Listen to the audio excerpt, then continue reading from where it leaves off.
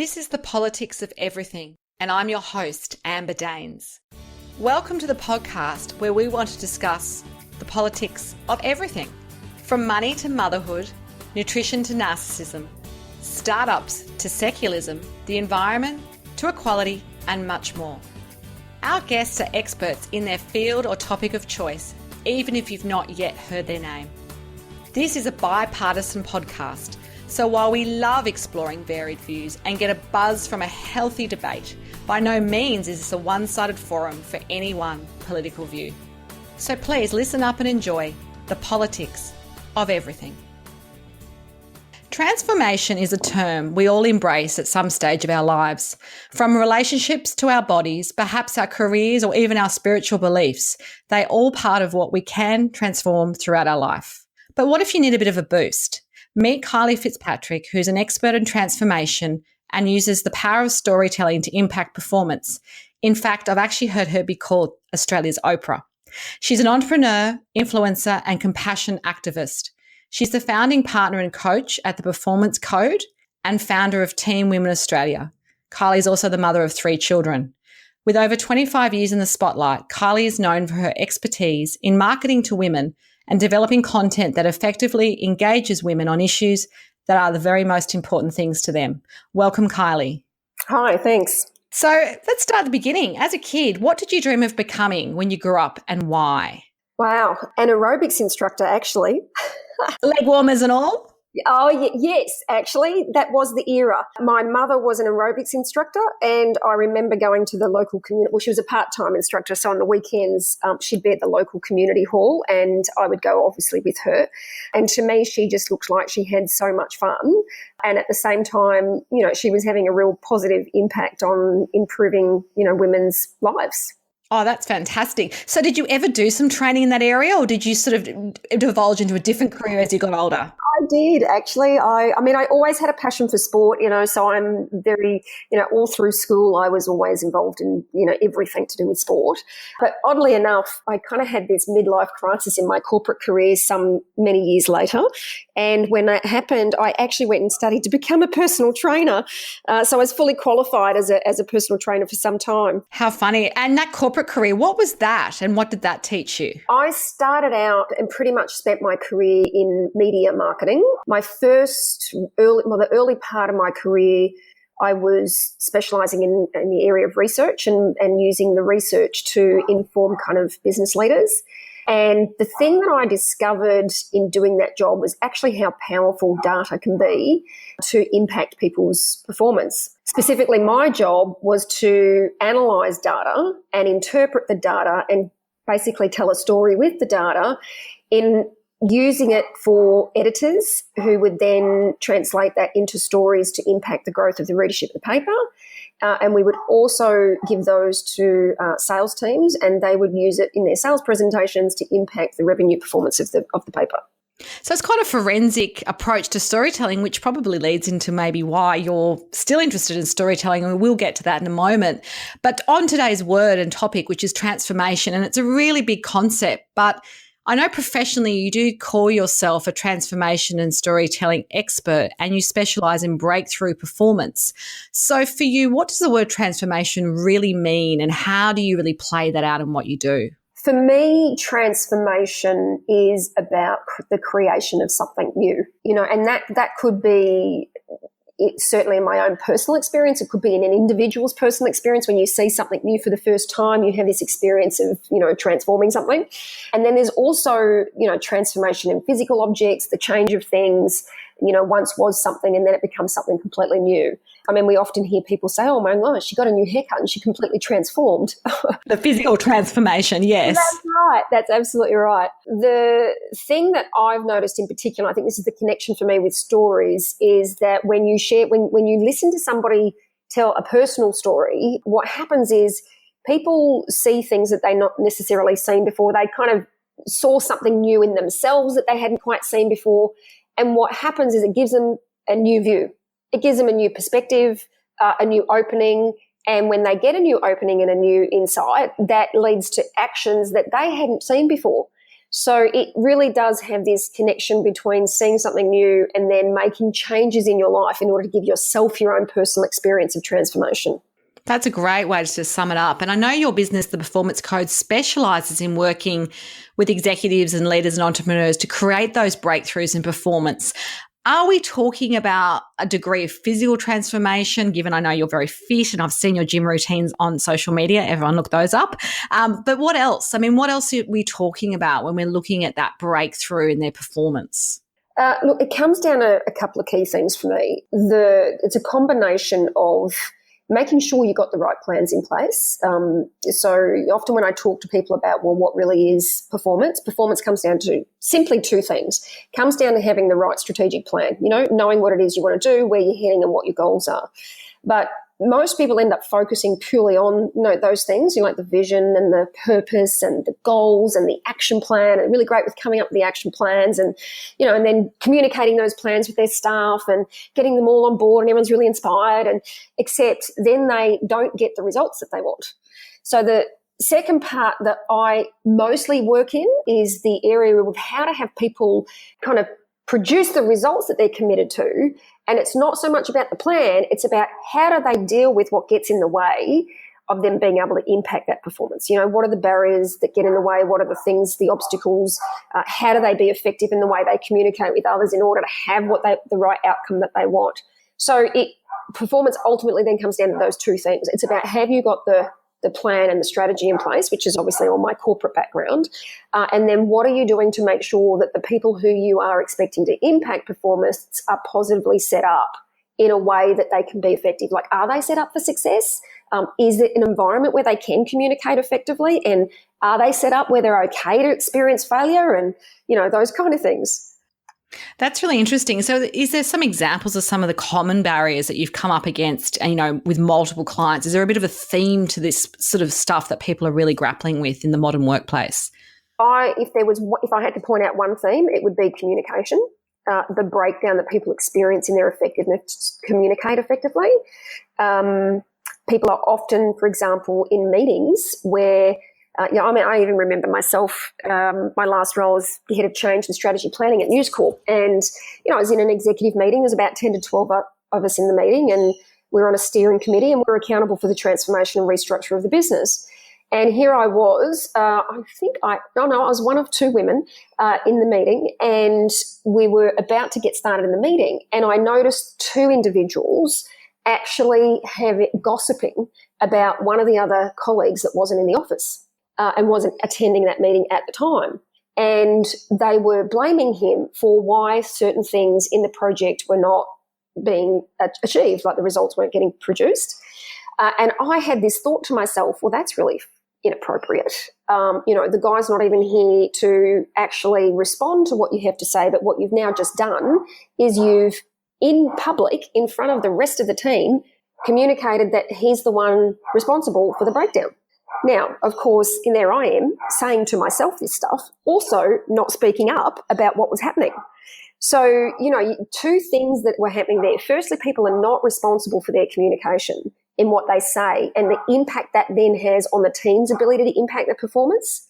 And then secondly, people don't have the courage to speak up about certain things because of the fear of what might happen if they actually do speak up.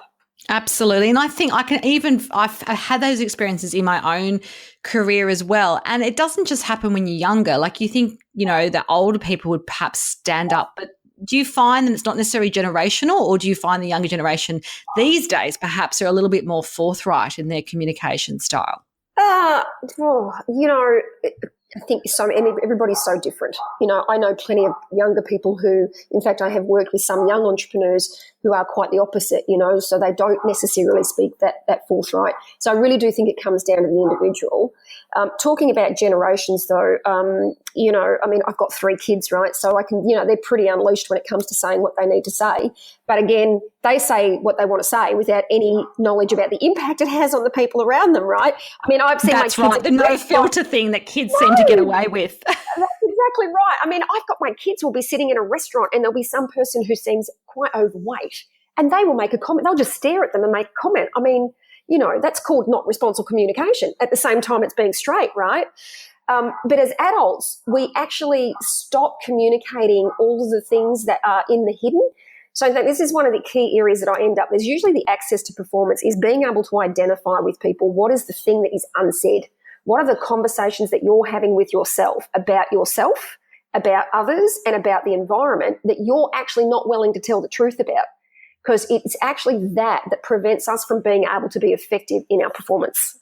Absolutely. So who do you predominantly work with? And is there a solid example you could share of maybe on a no-names basis helping a client into a transformation that they perhaps would call life-changing or a major breakthrough? So give us a really tangible example to discuss exactly how you operate. Yeah, so there's actually two different ones I could give you, but the first one in different kind of dynamics. So the first one, which seems to be quite common, are business owners who have gone into, gone and set up their own business because they're an expert in something. So I've got one guy in particular who was an engineer, very effective in his job and was just so, swamped literally with the amount of work, but he saw an opportunity to go out and start his own business. And he'd been a couple of years in the business, but he was experiencing like working far too many hours, ineffective in having his business partner. So he got a business partner on board. He was experiencing his business partner not being effective in getting done what needed to get done when he expected it to get done. Yes. And so he called me and said, look, I want you to work with my business partner. Actually, he said, he's just not getting done what he needs to get done. And I said, okay. Now, me knowing that actually the individual he was experiencing the breakdown performance, but I don't go, oh, well, let's go solve the problem called the person over there. Let's actually also take a look at why are you not experiencing being effective and having that partnership work. So I said to him, okay, well, rather than focus on let's making it the problem about your business partner, how about we look at the business and the state of the business and see what's happening that may be at the that may be causing that. So he's like, okay, great, do that. And so we started in that place, and this was probably where all of my change experience comes from too, looking at the actual condition of the environment. So I do take a look at the environment. I've seen many women, actually, this is the same case, you will work in an organisation and they will blame themselves for how they don't have what they want when inevitably they're in an environment that is toxic. So on my Absolutely. Yeah. So my first place is to always look at the total system. I look at the environment. I look at what's happening with the people in the environment. I look at the processes and the systems and then see what's actually in the background that could be causing that. But then what happened basically was we started having those conversations, and what was very evident to me the moment I was in the room together was I could see the way in which both of them were communicating with each other. Every time this particular guy I was working with who owned the business would communicate, the other guy wouldn't say a thing. And so I could see this dynamic where, like he had a whole set of expectations that weren't being communicated. The other guy then just wouldn't speak up for himself. And so eventually, long story short, I worked with them both independently. I had one-on-one conversations with them so I could unpack what's going on for you, that, like what's your opinion of how that went. And so I'm really getting the unsaid. And then I did the same with his business partner. And clearly he was just not willing to speak up because he was afraid of that what he was saying was going to get shut down and it was going to be wrong and it was better not to say anything. So the end result was what's actually ended up happening is the guy who owns the business has now packed his stuff up and he's moved to Byron and he now works remote because he's actually got an incredible amount of trust for this guy that's running the business. The guy's doing what he needs to get done when he needs to get it done, and they're actually communicating in a way that gives him the freedom to step away from his business and be able to have the same level of performance. Now, I don't know about you, but he's about to have it. So he's about to have a baby in July, and for him, working 100 hours a week was just not practical. Not practical for his health, but it was also not practical for him as a parent. Absolutely. We all know that experience, both of us being parents, and you don't want to anymore anyway. I mean, those days if you have to do a 100-hour week, there's something I always think radically wrong with the way your workplace is set up or what systems you've got in place. So, I mean, that's a really powerful example of how I guess you've helped a business and people actually operate better. And it sounds like communication is once again the key in that. Yes, very much so. And was there a second example, or did you feel like that? Yeah. So I'll give you a different dynamic. So a couple of there was two girls in particular, both entrepreneurs. So they had kind of something. So one of them is the founder of Mum Life Australia. she had a situation where she had a child, went back into the workforce, and, really struggled.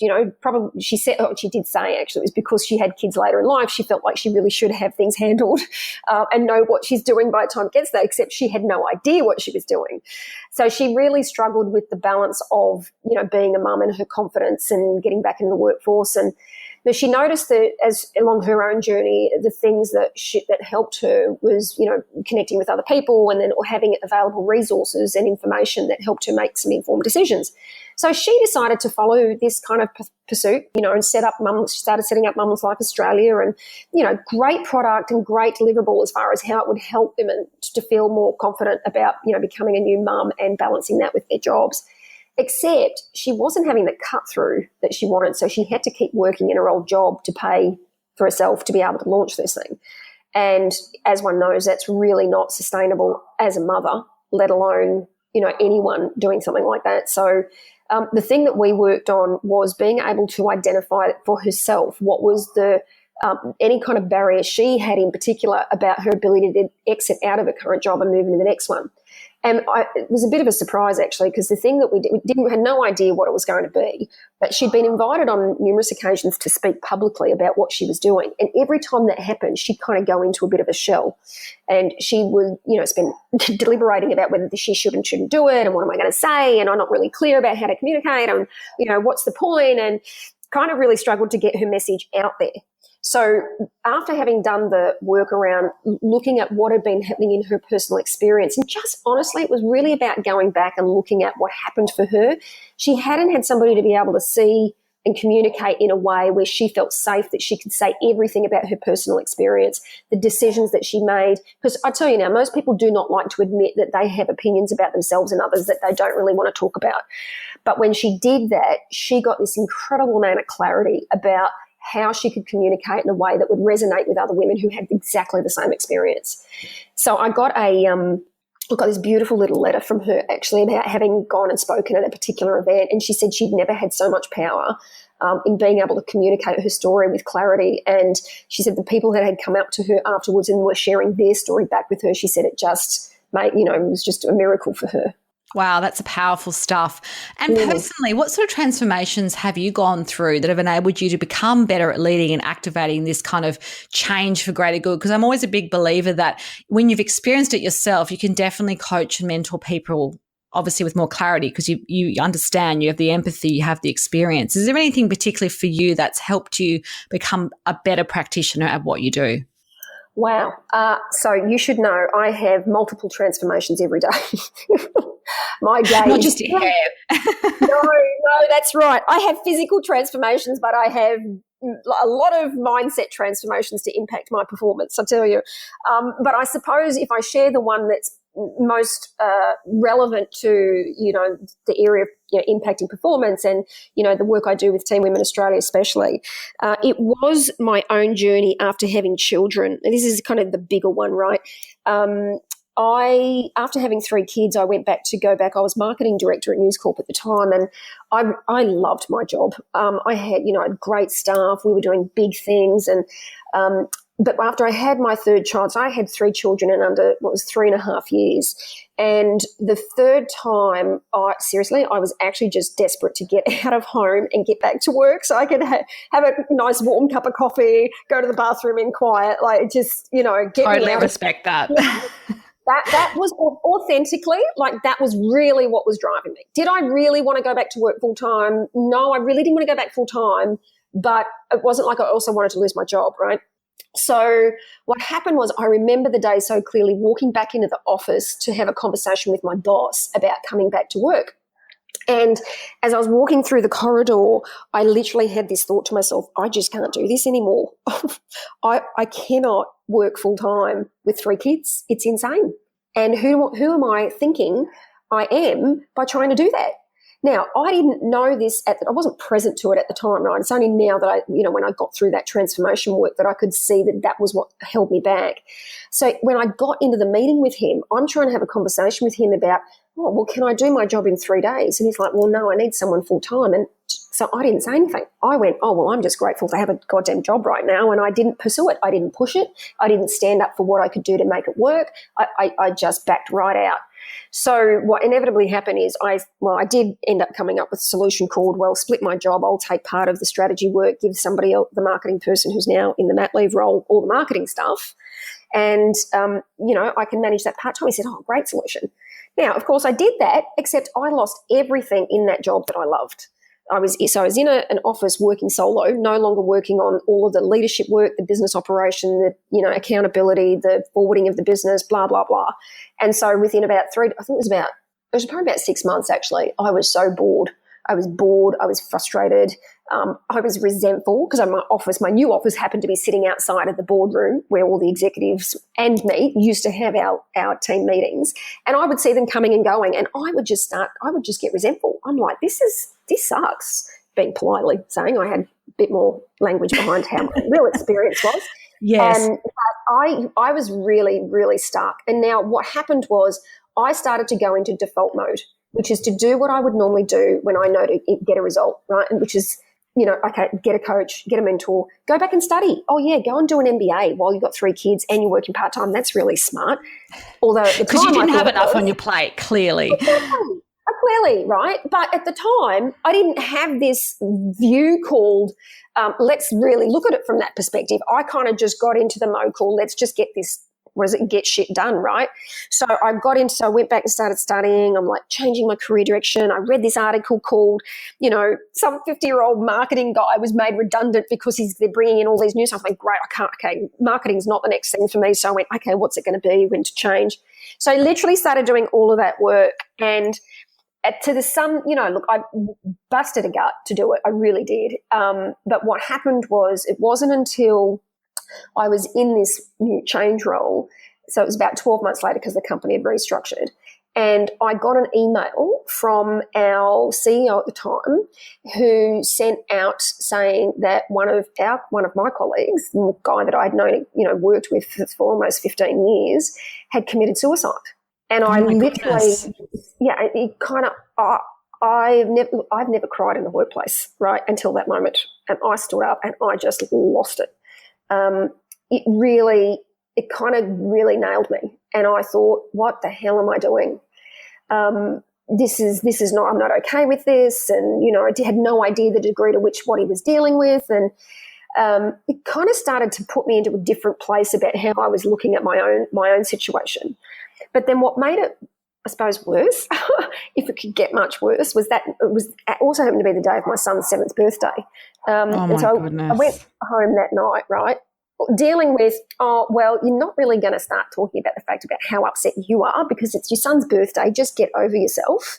And so I walked in the door at home, celebrating cakes, and then I would sit down, have a glass of wine with my husband, and my husband starts crying. I'm like, what about me right now?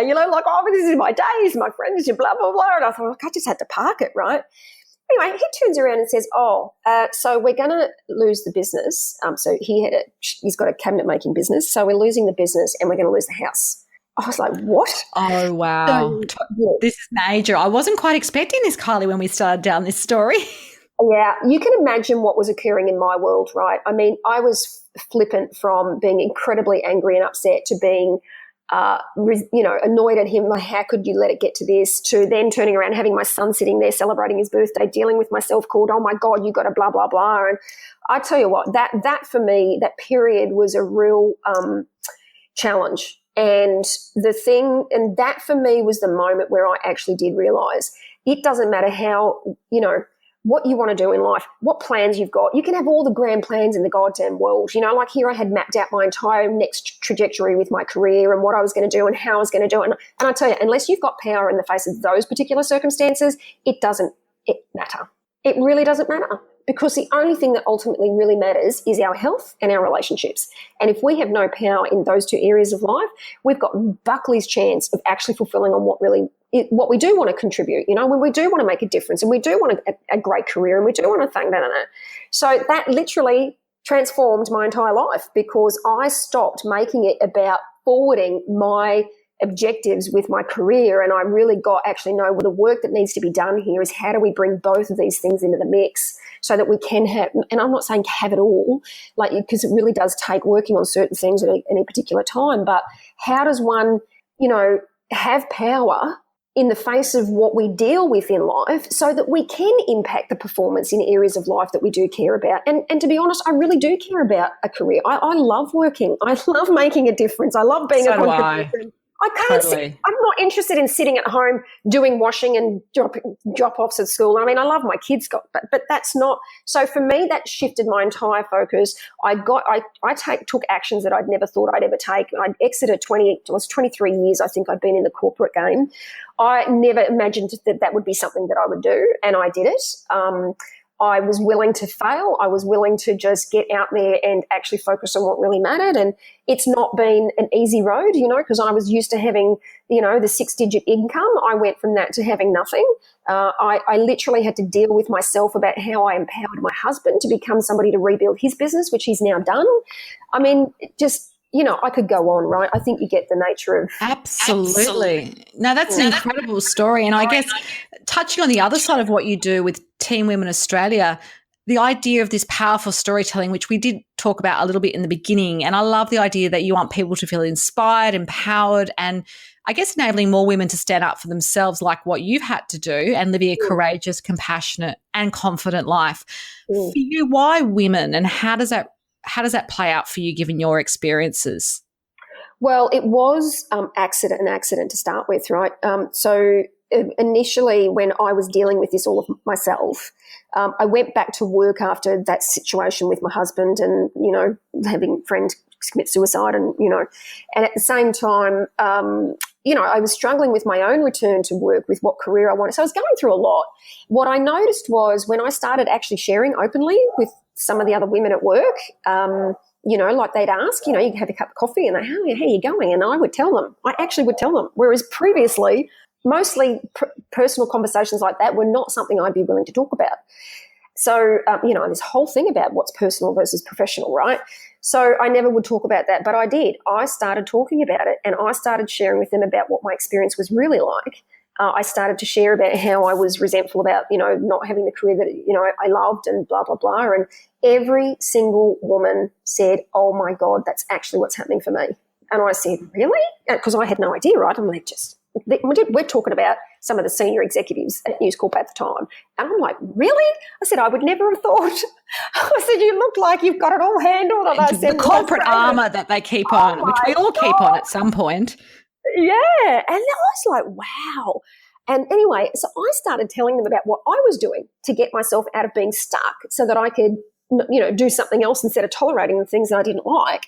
And they went, oh, well, what are you doing? And I went, as one does, I end up going and setting up a mentoring group in the company because, of course, the company doesn't provide any support or investment to, in fact, all the executives in there. No, even the senior executives weren't getting dollars to pay for executive coaching. So, redundancy time restructures, no money, blah, blah, blah. I'm like, that's BS. Yeah. It really is, isn't it?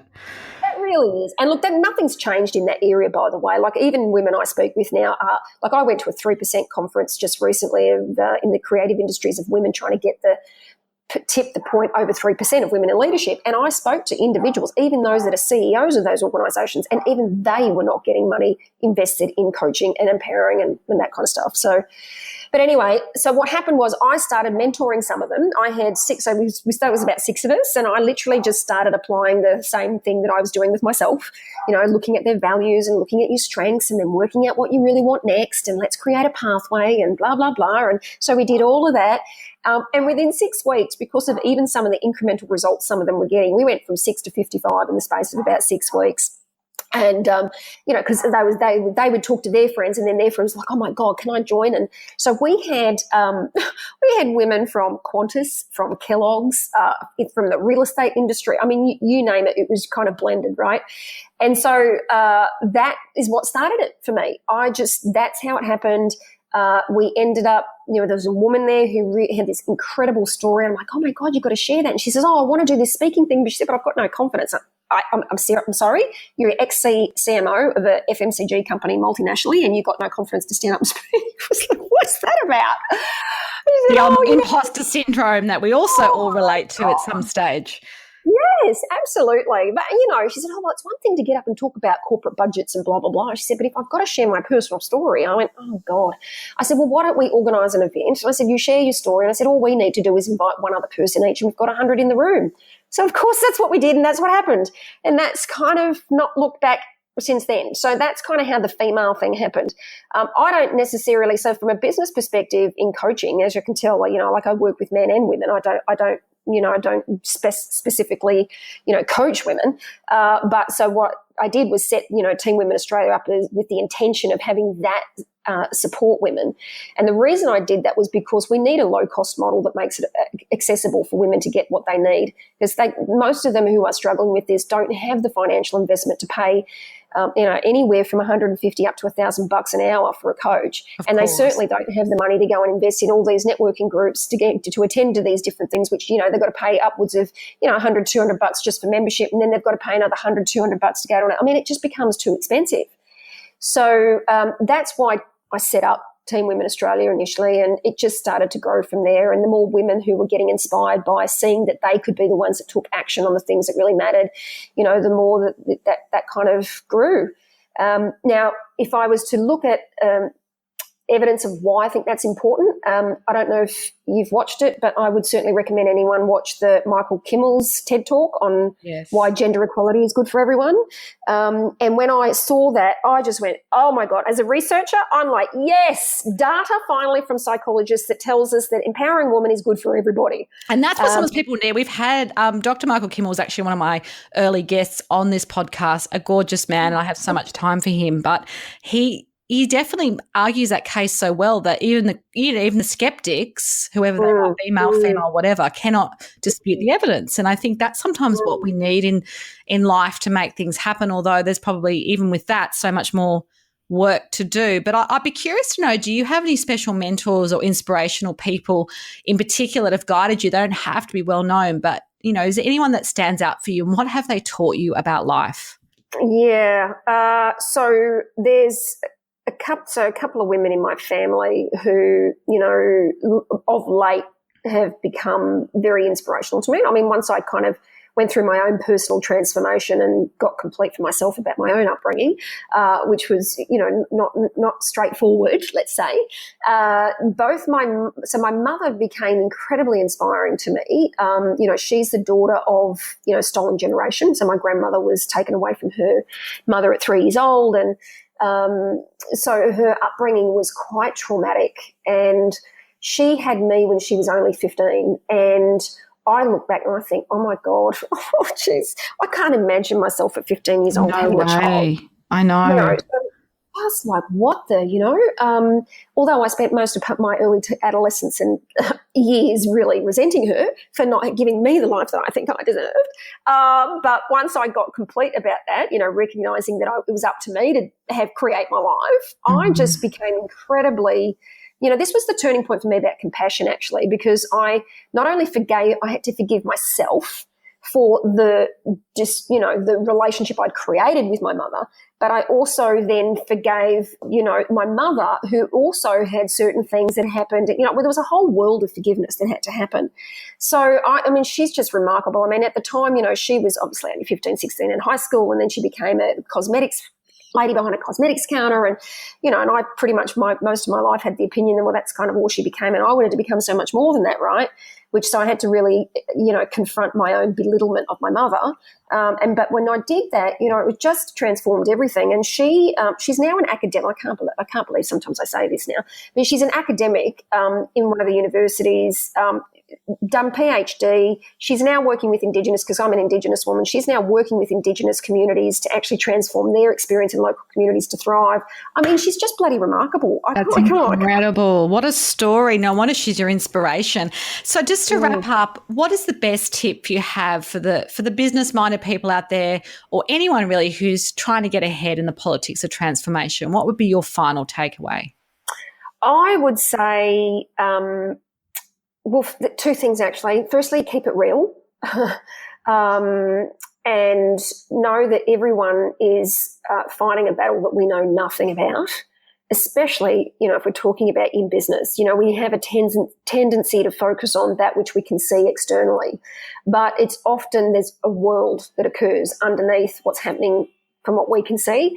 So I think when we operate from compassion, so I'm a compassion activist, as you know, that has to start with oneself.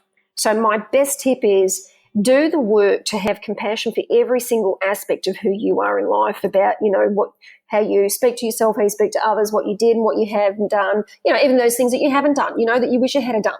Find compassion, because when you do, it really gives you power in having compassion for others. And when you do, that really expedites your ability to impact your performance in business.